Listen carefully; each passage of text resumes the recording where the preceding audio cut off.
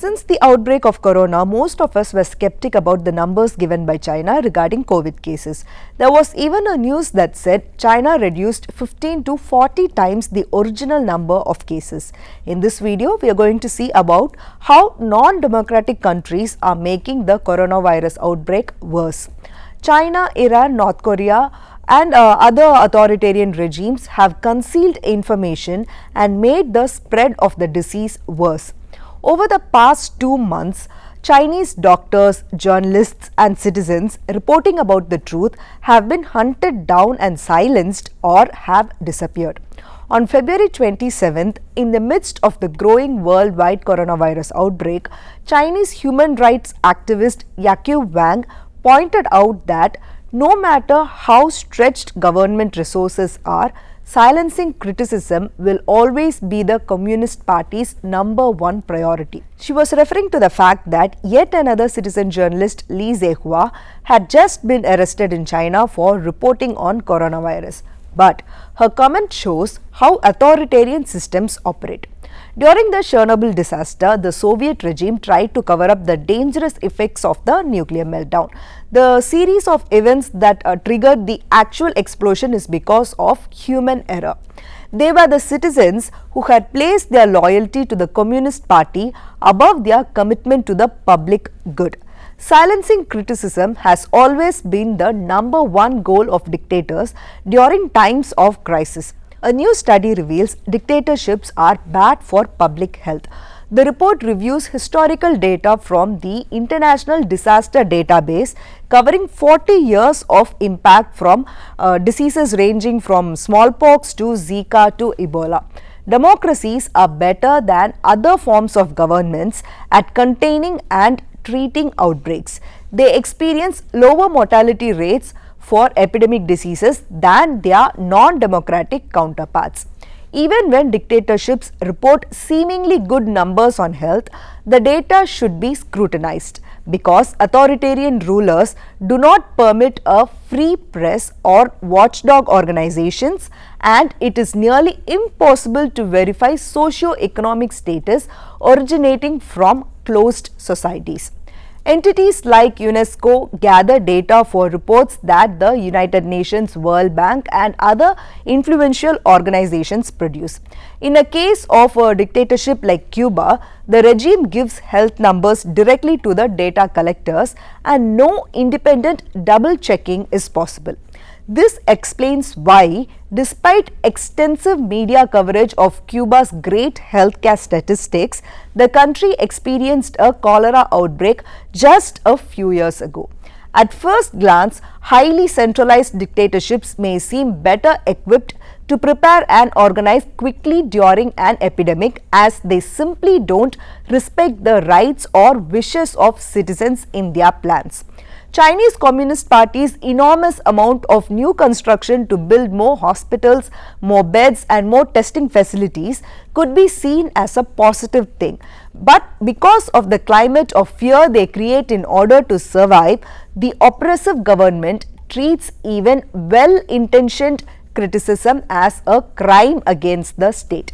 In China, Dr. Li Wenliang warned his fellow colleagues in Wuhan about the massive potential dangers of coronavirus back in late December. Instead of listening to him, authorities accused him of severely disturbing the social order. Eventually, he was infected and killed by the virus. It was very clear that there are many doctors and medical professionals like Dr. Li who tried to tell the truth. According to a now censored article from Caixin, a Wuhan hospital had sent a virus sample to the authorities on December 24th. The sample was sequenced 3 days later, but on January 1st, an official ordered it to be destroyed and initiated a cover-up. A week later, a team of doctors visited Wuhan, but they were not allowed to see any of this previous evidence, preventing them from properly diagnosing the rapidly changing situation. Over the past few months, Chinese doctors, journalists and citizens reporting the truth have been hunted down and silenced, or they have disappeared. Proper public health measures that could have been taken were not taken because of fear of displeasing the Communist Party. Today, officials are reporting around few thousand deaths, but in reality, where entire families are dying and where prisons are now reporting outbreaks, that number seems like a certain underestimation. Another major hotspot for coronavirus is in Iran, where the dictatorship has also acted to silence discussion and reporting around the disease. At first, the country's rulers denied that coronavirus was a threat. But now, as top members of the government and religious establishments have begun to contract and even die from the disease, the regime is taking major public steps and cancelling Friday prayers, sporting games and even schools for several weeks. In fact, in the early days of the pandemic outbreak in Iran, a top Iranian health official gave a televised speech to say that the government had control of the situation, all while appearing sick. It was later revealed that he had been infected with coronavirus. Slowly, videos were leaked from whistleblowers and revealed the outbreaks and unreported death tolls in Iranian hospitals. And as of March 1st, the regime's health ministry said that 54 people died, but independent sources told that at least 210 people might have died. And now we know the number of people died in Iran because of coronavirus. In spite of that enormous death toll, religious authorities are still urging people to visit the holy city for spiritual healing, and they have not locked down the area. Just like in China, it is clear that the Iranian authorities are still focusing on crushing opinions even as a public health crisis spins out of control. Even recently, the regime issued death sentences for 3 people who were originally detained during pro-democracy protests at the end of last year. After reports emerged of outbreaks in Chinese jails, many began to worry about conditions in the prison camps in Xinjiang, where it is estimated that more than 1 million Muslim minority are imprisoned. Even worse situation is in North Korea, where hundreds of thousands are in labor camps.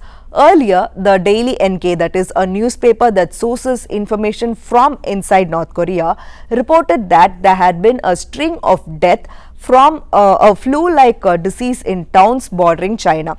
It also reported that the North Korean military was smuggling in face masks and that the regime's ration system was grinding to a halt. In the Middle East, as the clash between Turkey and Syria develops into a hot war, Syrian refugees have no medical support, and in Venezuela, President Maduro has accused the US of creating coronavirus as a weapon against China and threatened journalists reporting information about the disease. The Indian Nobel Prize winning economist Amartya Sen famously wrote that no famine have ever occurred in a democracy. Open societies allow for a free flow of information and independent inquiry and investigative journalism, and these forces are equally effective at warning and spreading word about emergency lack of food as they are at alerting about outbreaks. One of the lessons of coronavirus should be that authoritarian systems are an increasingly significant threat to our world.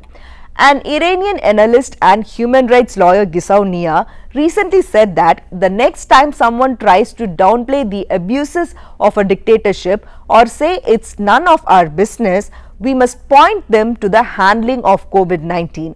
We are all interconnected, and how states handle their internal affairs affects us all.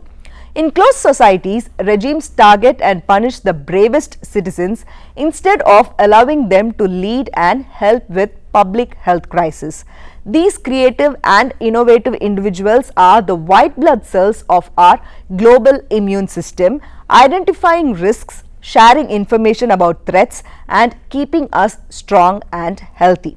Without them, we all need to fear for the worst. I think now we might be grateful as we are in a democratic country. I know that living in a democratic country does not mean that we have a very transparent administration, but we at least have the chance or the rights to question our government, and that is a very important element of any society. When such basic rights are considered as punishable offense like in China, there is no way that there is transparency between the government and public.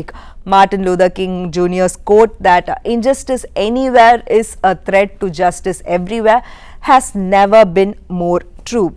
Hope you all enjoyed this episode. If you would like to know about any theory or concept or anything at all, please do let me know and I will try and make a video on that. Also, do let me know what you think about communism and democracy. Which one would you think will give a better living to people? Do let me know in the comments. Let's meet in the next episode. This is Nisha PS.